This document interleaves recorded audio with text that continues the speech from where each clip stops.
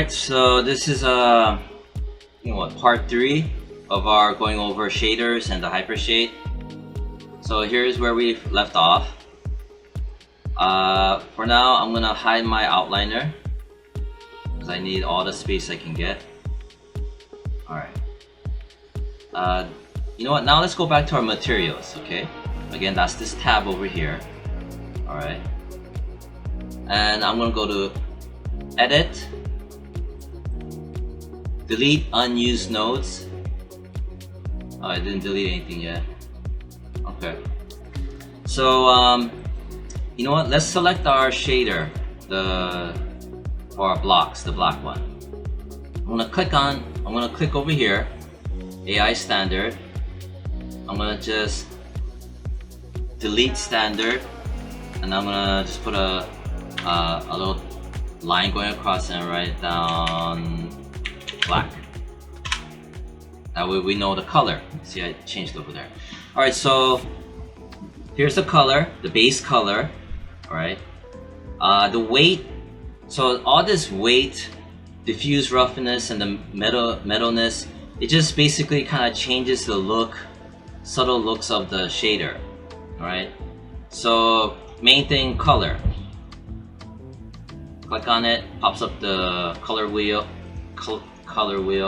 and let's say you choose this, but you have to crank the value up, and now it changes that. Very neat.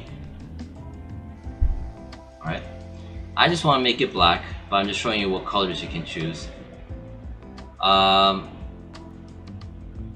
else? For now, you could mess with it on your own, and you'll see that it makes subtle differences. It'll show more so of the subtle differences once we add more lights. But for now, we didn't add more lights, so there's no point of showing all the subtle differences other than the color. Now let's go over specularity. The weight means how strong your specular highlights are, and also the reflectivity is. One is like 100% strength. Color is the color of your specularity. So let's say I click that, I change it to something like that. See how it changes? It doesn't change the color, but it changes here. The specularity and the reflections, both. Roughness, it makes it how rough the reflections and the specularity is. The default is 0.2, so let's say if I crank this up, see, it makes it more rough, but when it makes it more rough, it also tones down the specularity. Again, it's not as evident because we don't have additional lights to manipulate the shader. So I'm just gonna go Ctrl Z to undo it. Now specularity, I'm just gonna turn it to white. There you go. Okay, IOR is the reflection.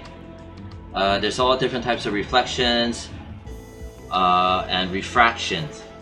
Just don't mess with it for now. When we mess with making glass and water and more complicated stuff, that's when we get into messing with it. But for what we need, we don't need to. Okay. So that's that. Don't mess with these other stuff. It's just not necessary for what we're doing. Perhaps later on. If you just mess with it, you open up a can of worms. Alright. Next.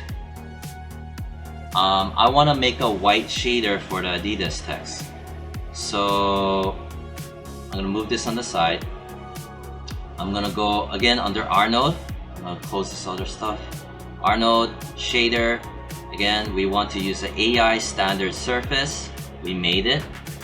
I'm going to click over it. Delete the standard, the little dash, put down white. It's always good to rename whatever you make because it gets complicated soon. Again, so here we have a bit of a white, but I'm going to make it whiter. So it's pure white. Our specularity is also pure white. So AI white. So I want to go in, I'm going to move this out of the way. I'm going to grab this, this, this, and this. Grabbed it. Now I'm gonna hover over my AI white, right click on top of it, assign material to viewport selection. Again, I right click over it and assign. Now it changed. You could before, if you remember, it was kind of gray, like an ugly gray color, but it's still kind of gray, but it's more white now. We're gonna change this by adding more lights. Okay, so for example, here's my shader again, just to show you a demo. Let's say I change it to this and see how it changes automatically. Okay, but we want white. You could change it to what color you want, you know, so you could have flexibility in the work, but it should make sense why you chose a certain color, or you just want to, you know. So that's that.